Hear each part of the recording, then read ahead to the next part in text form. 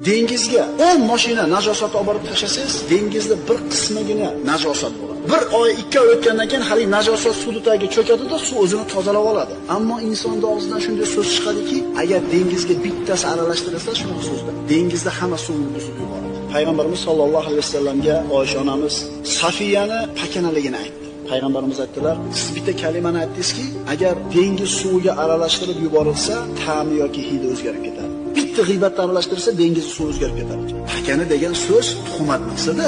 Haqiqatan pakana edi. Bir odam haqida gapirasiz, shu gapni eshitsa xafa bo'ladimi? Demak, shu g'iybat. Agarchi bolalarimizga g'iybatning nimaligini tushuntirib qo'yib turib, kech payt aytasan, necha marta g'iybat qilganim edi. Bir o'tirishda o'zi bir 10 ta bo'ladi. Payg'ambarimiz sollallohu alayhi vasallam zamonlarda bir saslik keldi. O falon joyda munofiqlar yoki yahudlar bizni g'iybat qilishdi. Shuni hidi ketdi.